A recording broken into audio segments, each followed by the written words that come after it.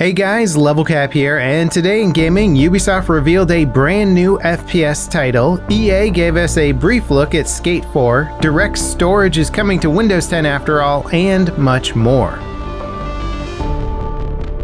Ubisoft announced a new 6v6 free-to-play FPS called XDefiant. It features factions and characters from across their Tom Clancy titles like Ghost Recon, Rainbow Six, Splinter Cell, and more.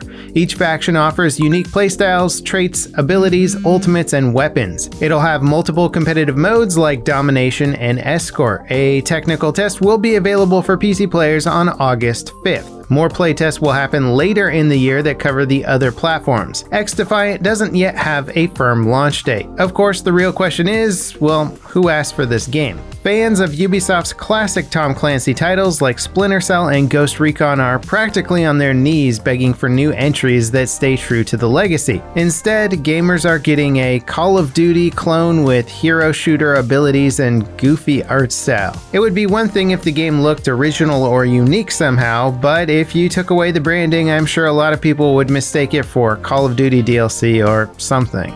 EA shared a behind-the-scenes video of their upcoming Skate revival. The footage is mostly developers talking about the project, but there are a couple of clips of motion capture work.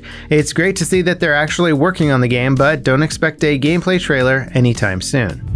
One of Windows 11's coolest features, DirectStorage API, won't in fact be exclusive to Windows 11 after all. As the name implies, this feature lets your GPU directly access storage instead of piping it through your CPU first. The result is much faster load times in supported games or compatible applications with GPU acceleration. When Microsoft revealed Windows 11, they said DirectStorage would only be available in the new OS. But today, they announced a change to that policy.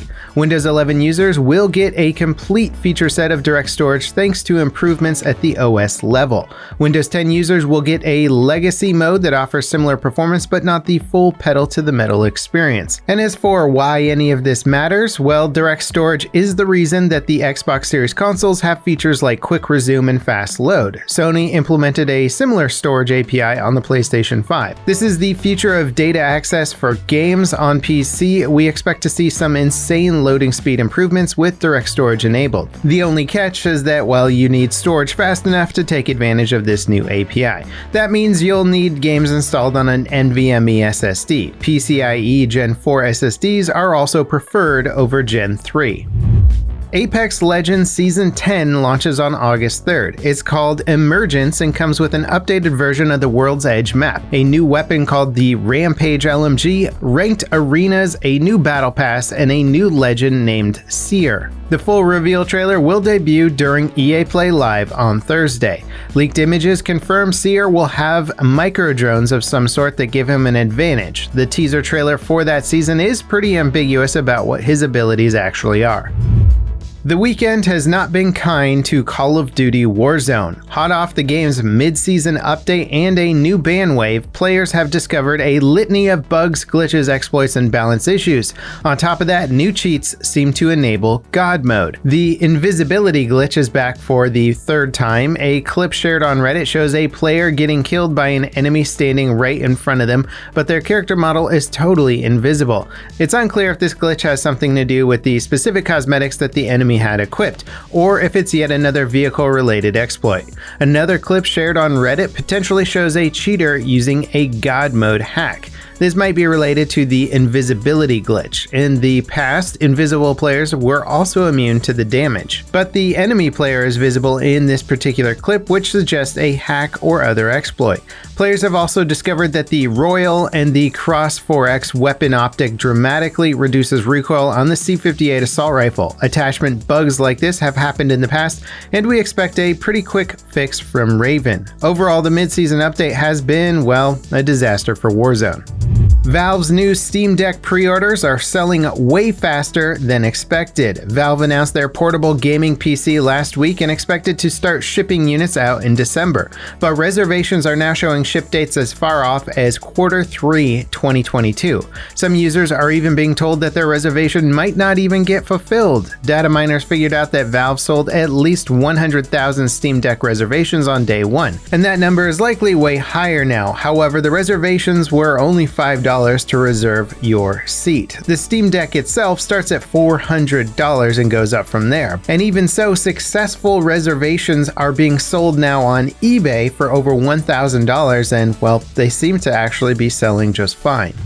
A warehouse of nearly 4,000 running PlayStation 4s was shut down recently in the Ukraine by the country's security service. Initial reports claimed the operation was using the consoles to mine cryptocurrency, but it turns out that they were farming FIFA Ultimate Team cards. Images of the warehouse raid showed game discs being removed from the consoles, which were set up on massive racks. It honestly looks like some sort of sci-fi hacker operation. SBU originally raided the operation because they stole over $250,000 in power from surrounding businesses using special electrical meters that hide the theft. They were likely pulling in millions of dollars annually. The PlayStation 4s alone would cost about $1.4 million.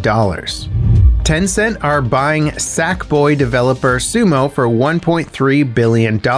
They already owned a nearly 9% stake in the developer, but purchased an additional 43%. Assuming the deal is approved, it'll give Tencent a majority stake in the developer. Sumo says the deal will give them opportunities that were previously out of reach. Before we get to our final story today, I just wanted to say thanks for tuning in. If you're looking for more breaking news updates, follow us on social media. Our accounts are linked below. Nvidia is waiting around for their acquisition of ARM to be approved. During the Game Developer Conference, they revealed a demo of Wolfenstein Youngblood running an ARM CPU with an RTX 3060 with ray tracing enabled.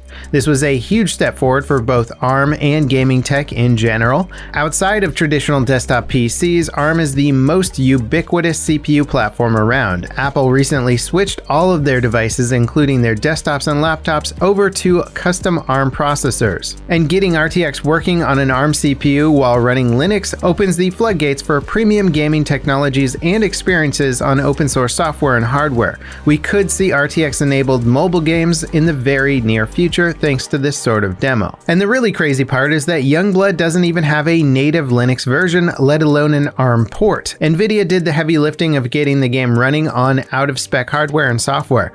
And despite obvious hurdles preventing a truly native experience, performance in the demo seemed very stable. And that wraps it up for today in gaming. As always, guys, thank you so much for watching, and I'll see you next time. This is Level Cap signing off.